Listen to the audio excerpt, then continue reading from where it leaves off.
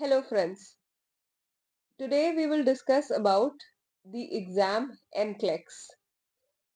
आज की क्लास में हम देखेंगे कि NCLEX क्या है, कौन उसको एग्जाम को दे सकता है और क्या क्राइटेरिया है और कैसे आप उस एग्जाम के लिए रजिस्टर कर सकते हैं। सो NCLEX NCLEX क्या है? सो NCLEX का फुल फॉर्म है नेशनल काउंसिल लाइसेंश्योर एग्जाम। एनक्लेक्स जो एग्जाम है वो करवाती है एक बॉडी जिसको कहते हैं national council of state boards of nursing NCSBN। क्या है NCSBN? NCSBN एक नर्सिंग का काउंसिल है which is situated in Illinois USA। ठीक, ये लोग क्या करते हैं, ये एक नर्सिंग का एग्जाम लेते हैं। ये जो एनक्लेक्स एग्जाम है ये आपको लाइसेंस प्रोवाइड करता है to practise in USA, Canada and Australia. Depend करता है कि आप कहाँ के लिए अप्लाई कर रहे हैं। बेस्ड ऑन दैट आपका जो आपका सिलेक्शन होगा वो उस पर्टिकुलर स्टेट के लिए होगा और आप वहाँ एलिजिबल होंगे। तो हमें एनक्लेक्स एग्जाम के लिए एनक्लेक्स एग्जाम करता क्या है बेसिकली, तो ये आपका नॉलेज टेस्ट करेगा, आपके बेसिक कॉन्सेप्ट्स चेक करेगा, आपकी स्किल्स और एबिलिटीज चेक करेगा कि आप बेसिक नर्सिंग केयर प्रोवाइड करने के लिए एलिजिबल है या नहीं है। और ये एग्जाम होता कैसे है? ये कंप्यूटर बेस्ड एग्जाम है। आप जिन टेस्ट सेंटर्स पे जाएंगे वहां आपके लिए एक कंप्यूटर सिस्टम अवेलेबल होगा जिस पर कि क्वेश्चंस डिस्प्लेड होंगे और वहां पे आपको उन क्वेश्चंस का आंसर उसी में देना है और वहीं आपके आंसर्स लॉक हो जाएंगे। तो ये आपका बेसिक एनक्लेक्स एग्जाम का स्ट्रक्चर होता है। नेक्स्ट हम क्या देखेंगे कि एनक्लेक्स का एग्जाम कौन कौन दे सकता है, who all are eligible to sit for this exam। Okay, so जैसा कि आप स्क्रीन पे देख सकते हैं, you have to be graduated from any accredited institute from candidates country of origin। अगर इंडिया की बात करें तो जो हमारी नर्सिंग काउंसिल ऑफ इंडिया है, जो आप जिस भी नर्सिंग कॉलेज में पढ़ रहे हैं वो नर्सिंग कॉलेज इसके साथ आपका रजिस्टर्ड होना चाहिए। अगर जब वो रजिस्टर्ड होगा तभी जो आपको BSc नर्सिंग की जो भी डिग्री मिल रही है that will have a valid registration. तो आपको before you apply for this exam you have to ensure कि आप जिस कॉलेज से पढ़ रहे हैं that is accredited through your Indian nursing council and तभी आपका जो नर्सिंग का रजिस्ट्रेशन है वो वैलिड कंसिडर होगा। दूसरी चीज, जो आपको डिग्री मिलेगी वो आपकी वैलिड तभी होगी। तो for this exam you have to have a licence as a registered nurse. दूसरी चीज उसमें क्या है कि आपने अपनी पढ़ाई पूरी कर ली। पढ़ाई पूरी करने के बाद अगर आपके पास 2 साल का एक्सपीरियंस भी है, if you have 2 years of experience as well, तो जो आपकी एप्लीकेशन प्रोसेस है वो स्पीड अप करने के लिए हेल्प करता है कि आपके पास मिनिमल एक एक्सपीरियंस है जो कि आप वहां शो कर सकते हो so that it helps you with the application process. अब एप्लीकेशन प्रोसेस इसकी स्लाइटली लेंदी है, बड़ी है। उसके क्या क्या स्टेप्स है वो सब हम देखते हैं। तो पहला स्टेप है application to the nursing regulatory body board.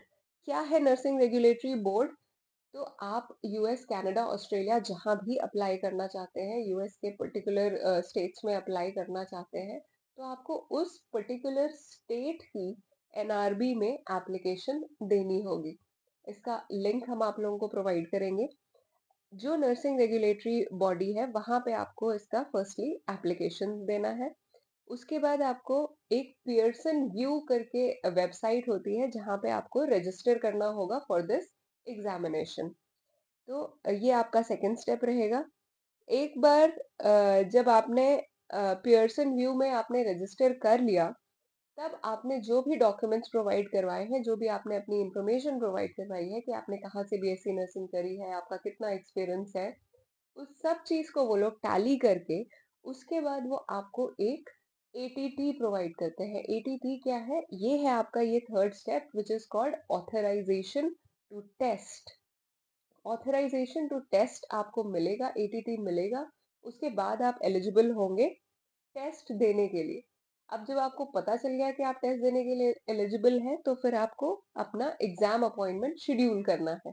Exam appointment schedule करने का क्या मतलब है कि आपको अपना test centre, test date select करनी है और आपको उस डेट और उस लोकेशन पे उस दिन वहां पे प्रेजेंट होना है to appear for your exam. ठीक। नेक्स्ट जो आपका स्टेप है वो हमारा एक्चुअल स्टेप है, जो एग्जाम देने वाला स्टेप है, the day of examination. Day of examination पे आप अंदर जाएंगे, वहां की क्या प्रीरिक्विजिट्स है वो सब भी हम डिस्कस करेंगे कि on the day of examination आपको कैसे प्रिपरेशन करनी है, क्या लेके जाना है, क्या नहीं लेके जाना है, what is allowed in the examination centre and what is not. और साथ के साथ एग्जाम का क्या पैटर्न होता है, वो सारी चीजें हम डिस्कस करेंगे। उसके बाद once you given your exam, उसके बाद रिजल्ट प्रोसेसिंग कैसे होती है, क्या स्कोरिंग सिस्टम होता है और कब तक रिजल्ट आता है, कैसे हमें मिलेगा, वो सारी चीजें हम अपने वीडियोस में डिस्कस करेंगे। So coming to the first step of application process. So the first step is application to NRB, nursing regulatory board. क्या करना है हमें? एक एप्लीकेशन हमें लाइसेंश्योर या रजिस्ट्रेशन के लिए एनआरबी को देनी है। कहाँ देनी है, किस एनआरबी में देनी है? जिस भी पर्टिकुलर स्टेट में आप अप्लाई करना चाहते हैं, वहां आपको उसका एप्लीकेशन सबमिट करना है। एप्लीकेशन सबमिट कैसे करेंगे? स्क्रीन पे आप देख सकते हैं कि 3 तरीके हैं जिससे आप रजिस्ट्रेशन करवा सकते हैं। पहला तरीका क्या है? Internet registration. इंटरनेट रजिस्ट्रेशन के लिए आप देख सकते हैं यहाँ पे हमने एक लिंक दी हुई है। आपको इस साइट पे जाना है और यहाँ पे आपको रजिस्ट्रेशन पोर्टल मिल जाएगा। अगर आप ये नहीं कर पाते हैं तो आपको टेलीफोन रजिस्ट्रेशन कर सकते हैं, टेलीफोनिक कर सकते हैं। उसके लिए आपको पियर्सन व्यू के एनक्लेक्स कैंडिडेट सर्विस के लिए सर्विस पे आपको कॉल करना पड़ेगा। तो आप पियर्सन व्यू की जब वेबसाइट पे जाते हैं, वहां पे आपको नंबर्स अवेलेबल हैं जिन पे कॉल करके आप अपने एग्जाम के लिए रजिस्टर कर सकते हैं। तीसरा एक तरीका है थर्ड पार्टी। थर्ड पार्टी को आप ऐसे समझें जैसे आप रेलवे के टिकट्स करवाते हैं। अगर आप डायरेक्टली आईआरसीटीसी से नहीं रेलवे का टिकट करवा रहे हैं, आप किसी मीडियम के थ्रू करवा रहे हैं, आप कोई पर्टिकुलर दूसरी ट्रैवल वेबसाइट से या आप किसी ट्रैवल एजेंट से जैसे करवाते हैं। Similarly there are administrative bodies, there are kind of agents जो अवेलेबल हैं, जो पूरा लीगलाइज्ड प्रोसेस आपका करवाते हैं।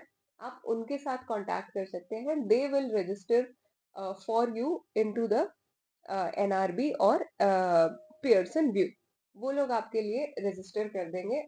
जैसा कि आप स्क्रीन पे देख रहे हैं कि on the behalf of candidate these agencies और employers apply for your exam. ठीक है, तो आपको ये पता चल गया कि आप एनआरबी में अप्लाई कैसे कैसे कर सकते हैं। नेक्स्ट आपका है रजिस्ट्रेशन विद पियर्सन व्यू। सो आप पियर्सन व्यू की वेबसाइट को विजिट करेंगे, वहां पे आपको एनक्लेक्स एग्जाम के लिए अपना रजिस्ट्रेशन करना है। पियर्सन व्यू आपसे सारे कम्युनिकेशन वाया ईमेल ही करेगा। कोई टेलीफोनिक इंफॉर्मेशन आपके पास नहीं आएगी, कोई पोस्टल इंफॉर्मेशन आपके पास नहीं आएगी। आपके पास सारे कम्युनिकेशंस जो है वो वाया ईमेल आएंगे। अब इम्पोर्टेंट चीज क्या है यहाँ पे? इम्पोर्टेंट ये है कि आपने आज रजिस्टर किया, नेक्स्ट 2 वीक्स के अंदर अंदर आपके पास पियर्सन व्यू से कोई ना कोई रिस्पॉन्स आ जाएगा, वेदर यू आर एलिजिबल और you are not eligible. In case, just in case आपके पास 2 हफ्ते से ज्यादा में भी कोई रिस्पॉन्स नहीं आया है, तो फिर आपको इनको पियर्सन व्यू को आपको कांटेक्ट करना है और आपको पूछना है कि कि क्यों अभी तक कोई मेल नहीं आया है। But in most of the cases within 2 weeks आपको रिस्पॉन्स मिल जाता है कि whether you will be issued an ATT और not. If not eligible they will give you the reason why you are not eligible, so that you can rectify that reason and apply again. ताकि आप जो भी वो आपको reason बताते हैं जिसके कारण कि आप सिलेक्ट नहीं हो पा रहे हैं, आपको ऑथराइजेशन नहीं मिल पा रहा है, आपको वो रीजन बताएंगे, उस रीजन को आप करेक्ट कर सकते हैं। करेक्ट करने के बाद आप उस पे रजिस्टर करने का दोबारा ट्राई कर सकते हैं। अच्छा, अब जब आपको एग्जाम के लिए अप्लाई करना है तो आपको जो अपना एग्जाम कोड है वो हर कंट्री के लिए अलग अलग होता है। वो आपको एग्जाम कोड अगेन आपको पियर्सन व्यू की वेबसाइट पे भी मिल जाएगा, आपको एनक्लेक्स की भी वेबसाइट पे मिल जाएगा। As far as India is concerned, ये आपके स्क्रीन पर डिस्प्ले हो रहा है कि एग्जाम कोड जो है इंडिया के लिए IN99F0000 है। ये आप ध्यान रख सकते हैं। For Indian candidates this is the code जो आपको एग्जाम कोड में फिल करना है। अगर आप if you are not watching it from India और you are giving it from some other country, so here is the link displayed on which link you can go and find what is the exam code for your country. अब test fees क्या है? तो आप अपने screen पर again देख पा रहे हैं कि है ना, जो भी टेस्ट फीस है वो सारी हमने इस पे मेंशन कर रखी है। ये स्लाइटली डिफरेंट है फॉर वेरियस कंट्रीज। यूएस का देख सकते हैं आप, कनाडा का देख सकते हैं और ऑस्ट्रेलिया का देख सकते हैं। इसमें क्या है, रजिस्ट्रेशन फीस आपकी अलग दिख रही है। उसके अलावा इसमें एडिशनल इंटरनेशनल शेड्यूलिंग फी है। अगर आपने एक नर्सिंग रेगुलेटरी बॉडी में अप्लाई किया एंड देन यू रियलाइज कि you had to apply in some other, और for some other reason you have to apply in some other NRB, तो वो चेंज करने के लिए आपको फर्दर रजिस्ट्रेशन फी दूसरी देनी पड़ेगी, विच इज $50 और 50 Canadian dollars, depending upon which country you are applying in, वो आपको देना पड़ेगा। सिमिलरली जो हम जिस एनक्लेक्स की बात कर रहे हैं, सो एनक्लेक्स जब हम एग्जाम की बात करेंगे तो हम बात करेंगे कि ये दो तरह के हैं, NCLEX RN and NCLEX PN. Suppose आपने एनक्लेक्स पीएन के लिए अप्लाई किया था एंड देन यू रियलाइज कि नहीं आपको एनक्लेक्स आरएन देना है, उसका भी अगर आपको चेंज करना है तो उसके लिए सिर्फ यूएस पे $50 आपको पे करने पड़ेंगे। As far as Canada and Australia is required, कोई उसका चेंज का फी नहीं है। अब नेक्स्ट क्या है कि अगर आपको अपने एग्जाम के लिए अपनी लैंग्वेज जो जिसमें कि आपका पेपर आपको देना है, एग्जाम देना है, अगर आपको वो लैंग्वेज चेंज करवानी है तो उसके लिए सिर्फ कनाडा में आपको 50 कैनेडियन डॉलर्स चार्ज किए जाएंगे अगर आपको एग्जाम लैंग्वेज चेंज करवानी है। ये सारे आपका टेस्ट फी है जो आप देख सकते हैं अपने स्क्रीन पे। नेक्स्ट आपका आ जाता है authorisation to test. Authorisation to test मैंने आपको बताया कि एटीटी है, जो आपका एक जो आप ये समझ लीजिए कि आपका टिकट होगा आपको एग्जाम में अपेयर होने के लिए। तो जब आपने एनआरबी को जब एनआरबी ने आपको एलिजिबल डिक्लेयर कर दिया, उसके बाद आपको ये एटीटी का मेल आएगा।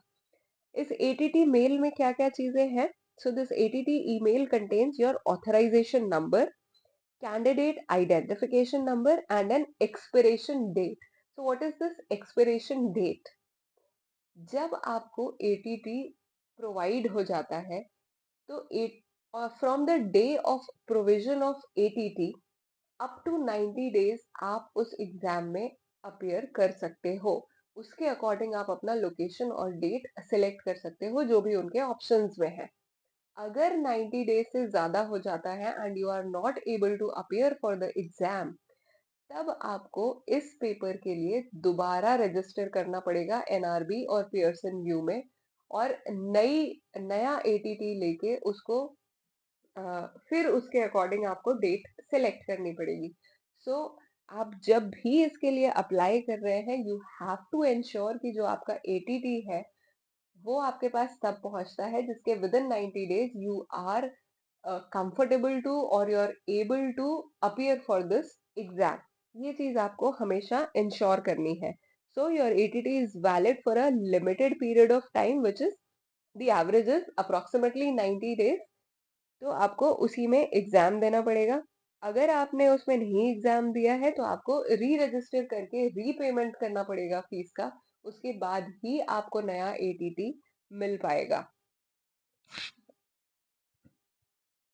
नेक्स्ट आ जाता है हमें अपना एग्जाम अपॉइंटमेंट शेड्यूल करना है। एग्जाम अपॉइंटमेंट कैसे शेड्यूल करेंगे?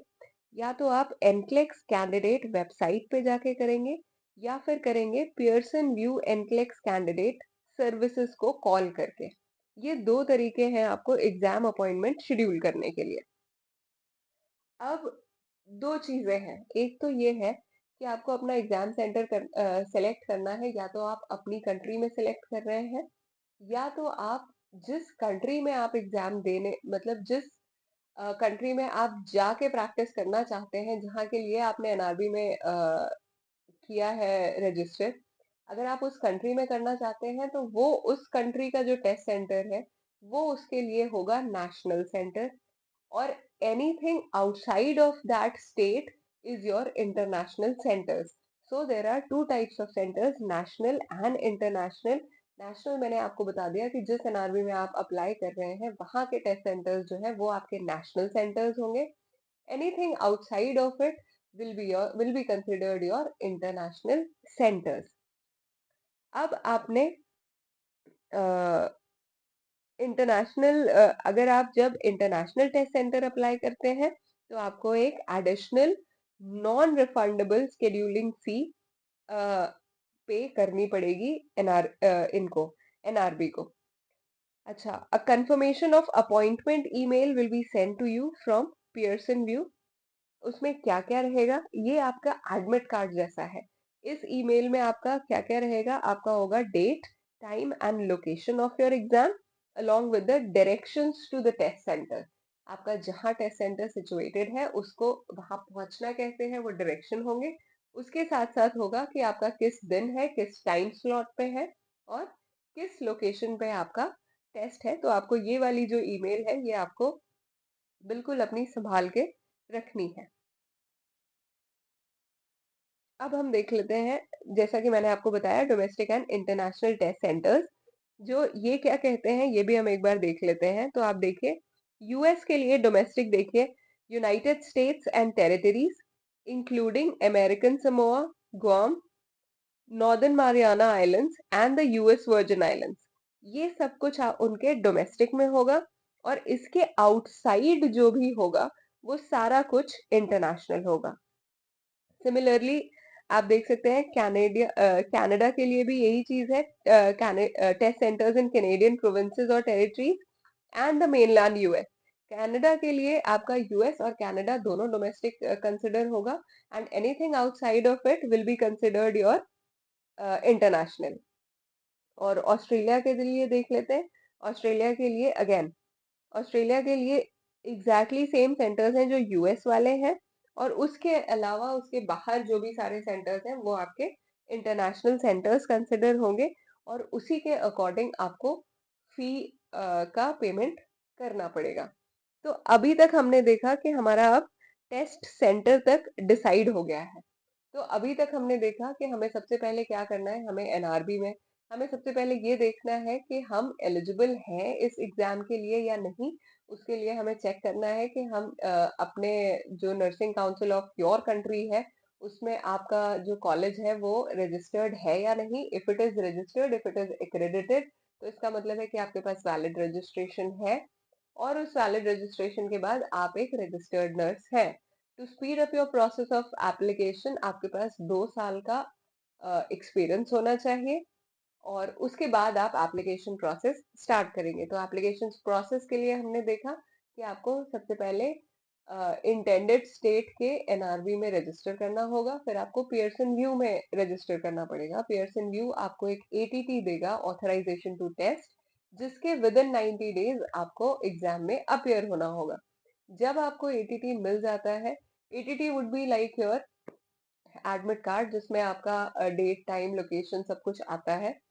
आपको अपना एग्जाम सेंटर सेलेक्ट करना है, वो आप डोमेस्टिक या इंटरनेशनल सेलेक्ट कर सकते हैं, और उसके लिए आपको अकॉर्डिंगली फी देनी पड़ेगी। तो सबसे पहले कंप्यूटराइज्ड अडेप्टिव टेस्टिंग होती है, जिसे सीएटी कहते हैं। कंप्यूटराइज्ड अडेप्टिव टेस्टिंग, ये बात आपको ध्यान में रखनी है। क्यों, ये मैं आपको बताऊंगी जब आपको मैं पूरा एग्जाम पैटर्न समझाऊंगी। तो जैसा कि आप स्क्रीन पे देख रहे हैं, फर्स्ट लाइन ही है कि it is administered on a computer. हमने अपने पिछले डिस्कशन में देखा था कि मैंने आपको बताया था कि आप जहाँ टेस्ट सेंटर्स पे जाएंगे आपको एक एक कंप्यूटर सिस्टम अलॉट होगा और आपको उस कंप्यूटर सिस्टम पे वो टेस्ट देना रहेगा। तो सबसे पहले it is administered on a computer. दूसरी बात जो आपको ध्यान में रखनी है, ये पार्शियल क्रेडिट स्कोरिंग होता है इसमें। कैसे पार्शियल क्रेडिट स्कोरिंग का क्या मतलब है? इसका मतलब है कि हर क्वेश्चन के एक से ज्यादा आंसर हो सकते हैं या फिर हर क्वेश्चन पे जो मार्किंग शेड्यूल मार्किंग टाइप है वो डिफरेंट हो सकता है। मतलब there can be three methods for scoring items for partial credit. या तो आप उसे प्लस माइनस कर सकते हैं, या तो वो सही होगा या गलत होगा, या 0 और 1 कर सकते हैं। और तीसरी जो चीज है वो है रैशनल स्कोरिंग। रैशनल स्कोरिंग का ये मतलब है कि आपको एक तो कंपैरेटिव रिजल्ट मिलेगा और दूसरा चीज ये है कि अ, आपने उसको अटेम्प्ट किया, कितने समय में अटेम्प्ट किया, सही अटेम्प्ट किया या नहीं, वो सारा जजमेंट होगा आपका रैशनल स्कोरिंग में। अब क्या होता है कि जो क्वेश्चंस आपके पास आएंगे, सो जैसे हम नॉर्मली टेस्ट पेपर्स देखते हैं। सपोज मैं एक एग्जांपल देती हूँ कि मान लीजिए 100 क्वेश्चंस का एक क्वेश्चन पेपर है। सबके पास एग्जैक्टली वही 100 क्वेश्चंस आते हैं और उनमें यूजुअली मार्किंग क्या होता है कि एक आंसर सही होता है, बाकी 3 आंसर्स गलत होते हैं, +1 फॉर द करेक्ट आंसर और नेगेटिव मार्किंग मे और मे नॉट हैपन। ये होता है यूजुअली जो हमारे एग्जाम्स होते हैं उनमें। Now, how is NCLEX different from the usual exam? तो इसमें क्या है? इसमें आप जो थर्ड पॉइंट है वो देख सकते हैं कि computer technology selects items that match the candidates ability. इस बात का क्या मतलब है? इसका ये मतलब है कि आपको फर्स्ट क्वेश्चन डिस्प्ले हुआ आपके स्क्रीन पर, आपने उसको कितने टाइम में अटेम्प्ट किया, आपने उसको सही अटेम्प्ट किया कि नहीं। आपने ऐसा किया कि आपने पहले बी ऑप्शन लगाया, फिर आपने ए ऑप्शन लगाया, आप इनडिसाइसिव थे, आप डिसाइड नहीं कर पा रहे थे कि क्या आंसर है। फाइनली आपने एक आंसर लगा के और आप नेक्स्ट क्वेश्चन पे गए। So whether that question is right और not and depending upon how much time and energy you spent on that question, आपको जो अगला क्वेश्चन होगा वो उस बेसिस पे मिलेगा। कहने का मतलब है कि अगर आपने एक इजी क्वेश्चन ही अटेम्प्ट नहीं कर पाए आप, तो आपका अगला क्वेश्चन भी इजी वाले लॉट में से ही आएगा। और अगर आपने ये क्वेश्चन सही अटेम्प्ट कर लिया, इसके बाद सब्सीक्वेंट कुछ इजी वाले क्वेश्चन सही अटेम्प्ट कर लिए, तो आपका जो पेपर का लेवल है, जो आपका क्वेश्चन आएगा, वो इंक्रीज होता जाएगा उसका डिफिकल्टी लेवल। तो जैसा कि नेक्स्ट पॉइंट में लिखा है कि after the candidate answers an item, the computer calculates an ability estimate based on all of the candidates previous answers.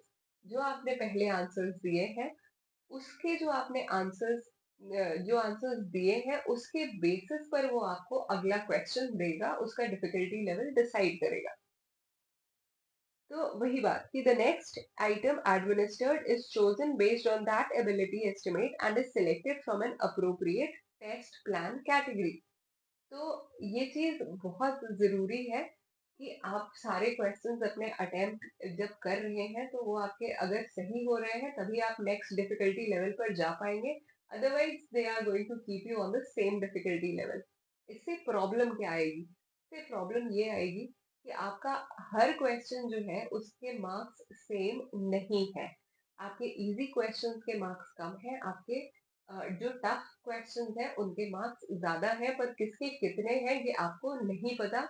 ये आपका जो सीएटी है वो डिसाइड करता है, डिपेंडिंग अपॉन कि जो पूरी पॉपुलेशन वो एग्जाम दे रही है वो किस क्वेश्चन को किस तरह से रिसीव कर रही है। तो अब एग्जाम आपका मैंने बता दिया कंप्यूटराइज्ड अडैप्टिव टेस्टिंग होती है। नंबर ऑफ क्वेश्चंस देखिए। नंबर ऑफ क्वेश्चंस में लिखा है कि 85 टू 150। ये डिस्क्रिपेंसी क्यों?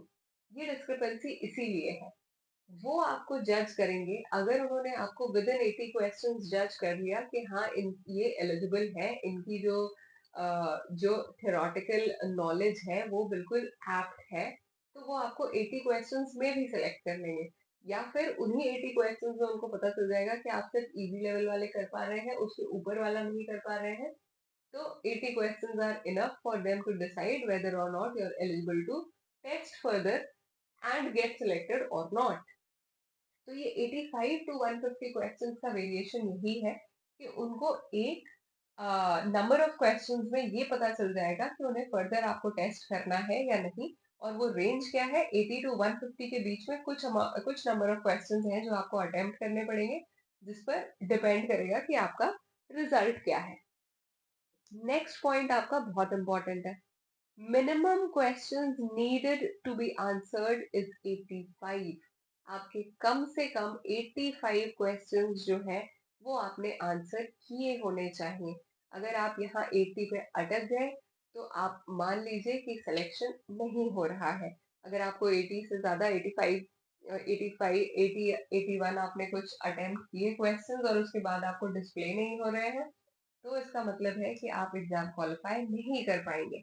Anything beyond 85, then there stands a chance कि हम रिजल्ट के लिए आगे देखेंगे। ड्यूरेशन इसका क्या है? ड्यूरेशन है 5 आवर्स। 5 आवर्स है irrespective of the number of questions administered. Next point है कि the length of examination is determined by the candidates responses to the items. इसका मतलब ये है कि 5 आवर्स का ड्यूरेशन है। अगर आप अपर लिमिट देखें तो मैक्सिमम नंबर ऑफ क्वेश्चंस जो आपको मिलेंगे वो 150 होंगे, और उन्हें आंसर करने के लिए मैक्सिमम अमाउंट ऑफ टाइम जो है वो आपका 5 आवर्स है। ठीक, अब ये 5 आवर्स आपको पूरा एग्जाम देना है या क्या, वो डिपेंड करेगा कि जो आप रिस्पॉन्स दे रहे हैं एग्जाम के। कहने का मतलब है कि अगर आप अच्छे क्वेश्चंस अटेम्प्ट कर रहे हैं, अगर आपका 80 85 टू 90 क्वेश्चंस में उन्होंने डिसाइफर कर लिया कि yes this person is able to answer all the questions and is eligible to be selected, तो वो आपका जो क्वेश्चन पेपर है वो वहीं पे टर्मिनेट कर सकते हैं। That might be lesser than 5 hours, but the maximum duration of exam is 5 hours. So, depending upon the particular pattern of correct and incorrect responses, candidates will receive different number of items and therefore use varying amounts of time, जो मैंने आपको बताया। आप जिस तरह से question के answers देंगे उसी पर डिपेंड करेगा कि आपको कितने नंबर ऑफ क्वेश्चंस मिल रहे हैं और कितने समय तक आपका पेपर चलेगा। लेकिन जो मैक्सिमम अमाउंट है वो है 5 आवर्स का पेपर मैक्सिमम है, और 150 क्वेश्चंस हैं जो मैक्सिमम एडमिनिस्टर किए जाएंगे। और आपको कितने नंबर ऑफ क्वेश्चंस सही करने हैं? एटलीस्ट आपको 85 क्वेश्चंस जो है वो आपको एटलीस्ट आंसर करने हैं, सही करने हैं या नहीं, एटलीस्ट आंसर करने हैं आपको 85 क्वेश्चंस। ये सारी जो चीज है ये आपको प्रैक्टिस से आएगी। This is the most important part of your examination, कि आपका जजमेंट ड्यूरिंग एग्जामिनेशन ही स्टार्ट हो गया है। वो they will not wait for you to complete the examination right from the first question that you attempt. वहां से आपका जजिंग स्टार्ट हो जाता है, whether or not you are eligible, whether or not you are eligible. अब हमें देखना है एग्जाम का सिलेबस। सिलेबस मैंने यहाँ पे आपको एनलिस्ट कर रखा है, आप देख सकते हैं अपने स्क्रीन पर कि क्या क्या टॉपिक्स हैं और कितना परसेंटेज ऑफ क्वेश्चंस उन टॉपिक्स में से आता है। तो एनक्लेक्स आरएन की हम यहाँ बात कर रहे हैं, तो फर्स्ट टॉपिक है safe and effective care environment. उसमें क्या क्या आ जाता है आपका? Management of care and safety and infection control. Next आपका है हेल्थ प्रमोशन एंड मेंटेनेंस, जिसमें से आपके 6 to 12% क्वेश्चंस आते हैं। नेक्स्ट है साइकोसोशल इंटेग्रिटी, जिसमें से अगेन 6 to 12% क्वेश्चंस आते हैं। और उसके बाद है फिजियोलॉजिकल इंटेग्रिटी। फिजियोलॉजिकल इंटेग्रिटी जो है वो आपका मेजर चंक बनाता है आपके एग्जाम का। और इसमें क्या क्या चीजें इंक्लूडेड है? इसमें इंक्लूडेड है basic care and comfort, pharmacological and parental therapies, reduction of risk potential and physiological adaptation. इसमें भी फार्माकोलॉजिकल थेरेपीज में आप देख सकते हैं कि 13 to 19% ऑफ योर क्वेश्चन वो आपके फार्माकोलॉजिकल थेरेपीज से आएंगे। तो जब भी आप सिलेबस अपना कवर कर रहे हैं तो आपको ये एग्जाम सिलेबस देखना है और आपको वेटेज के अकॉर्डिंग, उसके अकॉर्डिंग आपको अपने सारे क्वेश्चंस, अपना सिलेबस प्रिपेयर करना है। कि ये अनकॉम्प्रोमाइजेबल है कि फार्माकोलॉजिकल थेरेपीज आपको अच्छे से आना ही चाहिए to achieve your major chunk of marks. अब नेक्स्ट हम देखते हैं कि इनका स्कोरिंग सिस्टम क्या है। तो अभी हमने देखा था प्रीवियस स्लाइड में कि उसमें अलग अलग स्कोरिंग सिस्टम थे, जिसमें 0 1 था या प्लस माइनस था या रैशनल था। तो अब देखते हैं कि ये व्हाट डज दैट मीन। तो स्कोरिंग सिस्टम में पहले हमारा है 0/1 स्कोरिंग सिस्टम। 0/1 में क्या है, करेक्ट रिस्पॉन्स के 1 पॉइंट आपको मिलेंगे और इनकरेक्ट रिस्पॉन्स का आपको कोई पॉइंट नहीं मिलेगा। टोटल स्कोर जो है, अगर मल्टी पॉइंट आइटम है तो sum of all the correct responses. क्या मतलब है इसका? इसका मतलब ये है कि आपको एक क्वेश्चन दिया, उसके आपको 4 ऑप्शंस दिए। तो सपोज आपके उसमें ऐसा नहीं है कि वो सिंगल करेक्ट आंसर हो। उसमें ऐसा हो सकता है कि उसमें 4 क्वेश्चंस में से 3 क्वेश्चन, एक क्वेश्चन के 4 ऑप्शन है, उसमें से 3 ऑप्शंस करेक्ट हो। अब अगर आपने उसका एक ही को ऑप्शन आंसर लगाया है तो आपको 1 मार्क मिल जाएगा। अगर आपने 2 को लगाया तो 2 मार्क मिल जाएंगे, 3 लगाया तो 3 मार्क मिल जाएंगे आपको। और जो आपने मार्क्स नहीं लगाए हैं या अगर आपने गलत लगाया है तो उसके लिए कोई मार्क्स डिडक्शन नहीं है, पर कोई एडिशन भी नहीं है। तो इसका मतलब ये है कि अगर मल्टी पॉइंट आइटम है, कि अगर एक ही क्वेश्चन के 3 आंसर सही है, तो depending upon the number of answers that you have given for that particular question, उतने मार्क्स आपको मिल जाएंगे। नेक्स्ट हमारा है plus minus scoring system. Plus minus is like or negative marking. मतलब कि अगर आप सही जवाब दे रहे हैं तो आपको +1 मार्क्स मिलेंगे, पर अगर आपका जवाब गलत है तो आपके ओवरऑल स्कोर में से -1 हो जाएगा। So the total score for a multi-point item is the sum of all positive and negative points. अगर इसी जो मैं एग्जांपल दे रही थी कि आपके 3 ऑप्शन सही है और एक ऑप्शन गलत है, मतलब जो क्वेश्चन है उसमें जो आपको ऑप्शंस मिले हैं उसमें से 3 ऑप्शंस करेक्ट है, एक ऑप्शन इनकरेक्ट है। अगर आपने इनकरेक्ट वाले को भी टिक किया है तो वो आपका -1 जाएगा। ये बात आपको ध्यान रखनी है, ठीक है। और negative total scores are truncated at 0। मतलब कि अगर आपका ओवरऑल स्कोर -1 हो गया तो वो आपका 0 पे स्टॉप हो जाएगा, उसको -1 नहीं कंसिडर करेंगे। ठीक, तो ये आपके 2 टाइप के हो गए। तीसरा आपका हो गया रैशनल स्कोरिंग। रैशनल स्कोरिंग क्या है? earn points when both responses in the pair are correct. It is applied to items that require full understanding of paired information like cause and effect relationships. इसका मतलब ये है, जैसे आपने assertion reason के questions देखे होंगे या मैच द कॉलम के क्वेश्चंस देखे होंगे, इस तरह के क्वेश्चन जो पेयर में आते हैं, तो आपका जैसा कि इसमें एग्जांपल है, कॉज एंड इफेक्ट दोनों सही होना चाहिए या assertion एंड रीजन दोनों सही होना चाहिए। ये चीज आपको ध्यान में रखनी है इस तरह के क्वेश्चंस के लिए। कहने का मतलब है कि अगर आपने असर्शन गलत कर दिया तो भी आपका आंसर गलत होगा, या अगर आपने रीजन गलत कर दिया तो भी आपका आंसर गलत होगा और आपको जो ओवरऑल मार्क्स मिलेंगे वो 0 होंगे। So if any incorrect option is selected then a score of 0 is obtained. अगर आपने correct information, correct options for both pieces of the paired information आपने सिलेक्ट किया है तो आपको +1 पॉइंट मिल जाएगा। सो आई होप आपको ये रैशनल स्कोरिंग समझ आ रही है। बेसिकली क्या है कि आपके पास 2 तरह की एंटिटी है, कि आप एक आपके पास असर्शन है, एक आपके पास रीजन है, कि आपने एक स्टेटमेंट दिया, फिर उस स्टेटमेंट को सपोर्ट करने के लिए आपने कोई थ्योरी दी, तो आपको वो स्टेटमेंट भी सही सिलेक्ट करना है और उसको जो सपोर्ट करने के लिए थ्योरी दे रहे हैं वो भी आपको सही सिलेक्ट करनी है। तो जब आप ऐसा करेंगे उसके बाद ही आपको वो +1 पॉइंट मिल पाएगा, ठीक है।